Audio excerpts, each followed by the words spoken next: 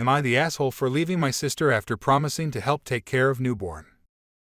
My sister and brother-in-law, who I am extremely close with, had my baby nephew 2 weeks ago. Baby was in NICU for a week and a half. His birth followed a week-long nightmare of surprise issues that doctors kept looking into. It put a lot of stress, but luckily everything else was clear and he came home soon after. The night they arrived, my sister asked me to come over. I showed up with a suitcase and was planning to stay for a week. But I left on the 4th day. I was trying to help as much as I could with things like preparing bottles, laundry, trying to get my sister to nap, which means watching the newborn as he sleeps, etc. But nothing I did seemed to be enough or right. I was in the wrong for going to bed at night, too slow in getting bottles warmed, would ask me to fetch items and I'd grab the wrong things, etc. On top of it, her and my bill kept fighting, like screaming with the newborn in arms. My sister kept complaining that she has no help, but wouldn't allow my bill to pick up his own son or change a diaper. She says that he has no idea what he's doing and can't trust him with the baby, rather than just working on it with him. She also doesn't let him take naps, and when he does, says he's a deadbeat father. So, she kept turning to me over those 4 days to help with the baby instead.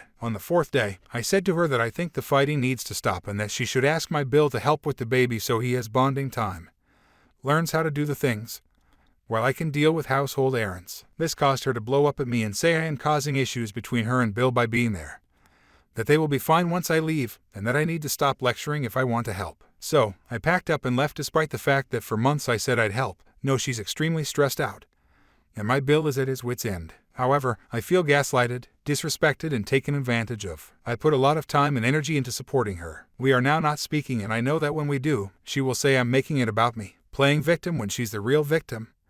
And that of course she has no one but herself. AITA for leaving when I said I would temporarily move in to support her. Edit. Thank you all so much for your extremely helpful comments. Just to clarify, this is not the first episode of irrational behavior from my sister. She has definitely suffered from anxiety and depression throughout her life. She often blames others for her issues, my Bill being her main punching bag. Now I'm also being verbally abused. She's refused to see a therapist in the past for not accepting my best friend's bridesmaid invitation.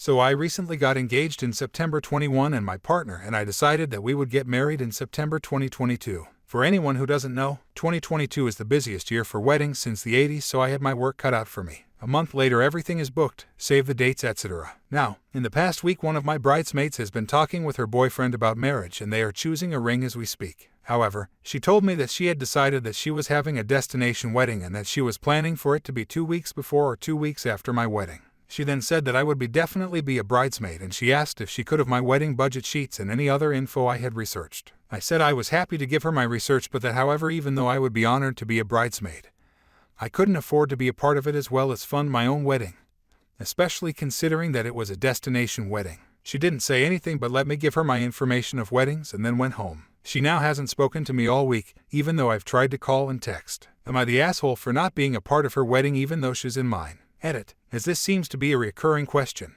I've just said to them that if they wanted their hair and makeup professionally done that I would ask my MUA to include them and they would have to pay. From what she told me though, this was probably not going to be the case.